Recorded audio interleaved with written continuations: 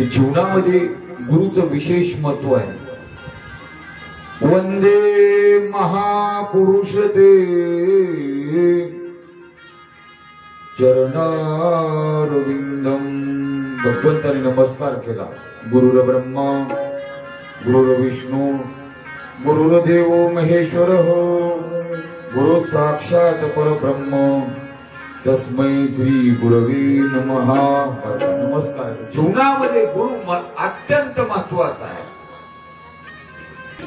गुरु हा संत कोळीचा राजा, गुरु हा प्राण विसावा माझा, गुरुविन अनुभव नाही तुझा. आलं का लक्षामध्ये? माझ्या ज्ञानोबारांना विचारा. ज्ञानोबाराय बोलले एक ध्यानात घ्या. गुरु, श्री गुरु, सद्गुरु आणि जगद्गुरु हे 4 शब्द आहेत. किती शब्द आहेत? 4. गुरु, श्री गुरु, सद्गुरु आणि जगद्गुरु. गुरुची ताकद, गुरुचं महत्व किती आहे? महाभारताचा दृष्टांत तुम्हाला सांगतो म्हणजे तुमच्या लक्षात येईल.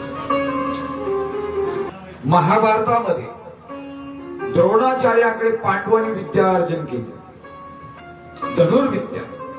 कौरवांनी विद्या अर्जन केली. जेव्हा हे शिक्षण काळामध्ये होते तेव्हा द्रोणाचार्याकडे एकलव्य नावाचा भिल्लाचा पोरगा आला.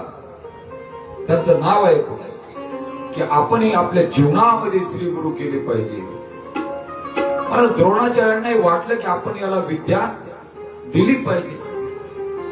परंतु कौरवांनी सांगितलं तुम्ही आमचे गुरु, आमचे कुलगुरु, तुम्ही यांना विद्या शिकवणार, जमणार नाही. शेवटी एकलव्य परत गेला. परंतु आपल्या गुरुवर अपार निष्ठा, अपार श्रद्धा. अरण्यामध्ये एक पर्णकुटी बांधली आणि द्रोणाचार्यांचा मातीचा पुतळा बनवला. कोण? एकलव्याने. आणि तो एकलव्य रोज उठायचा, त्या मातीच्या पुतळ्याला नमस्कार करायचा, समोर बसायचा. हे गुरु महाराज. मातीच्या पुतळ्यासोबत बोलायचा. संवाद. बोला, मी आता बाण कसा मारू, कसा धरू. तो स्वतःच बोलायचा, स्वतःच मारायचा. परंतु निष्ठा एवढी होती मात्र त्याचा परिणाम तो धनुर्विद्येमध्ये एवढा पारंगत झाला. त्याचं अनुसंधान चालू आहे.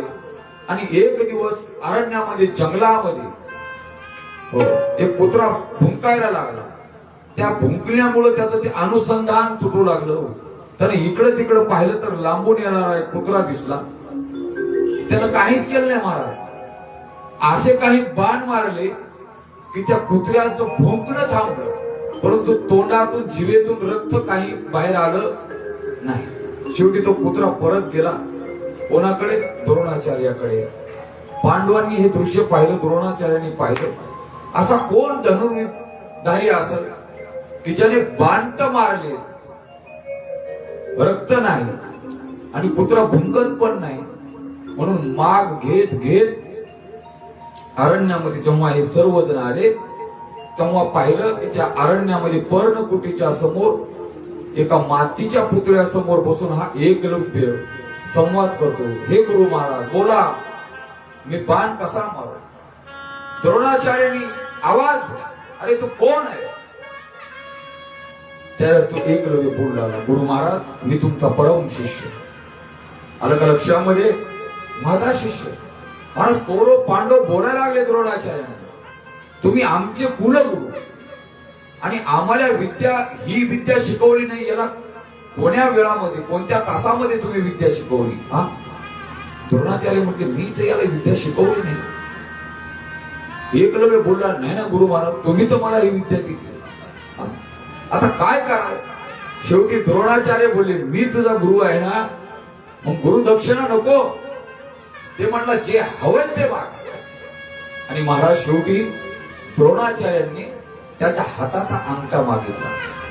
आलं का लक्षामध्ये? त्यानं क्षणाचाही विलंब न करता आपल्या हाताचा अंगठा गुरुचरणांच्या चरणावर समर्पित केला. मी का बोला? जीवनामध्ये गुरु आणि गुरुवर असलेली निष्ठा, त्याचा परिणाम. तेने गोळी जगती ज्ञानोबाराय बोलतात.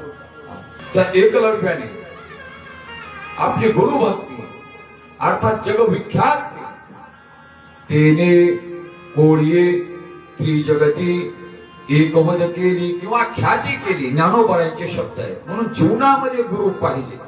आपण दत्तात्रेयांचे 24 गुरु हे थोडस त्या दिवशी आम्ही बोलून गेलो होतो. जो जो दयाचा घेतला गुण तो तो गुरु केला मी जाण, गुरुसी आले अपारपण जग संपूर्ण गुरु दिसी. ज्ञानोबा ज्ञानेश्वरी मध्ये बोलतात बर का, श्री गुरुची नावे माती, श्री गुरुची नावे माते,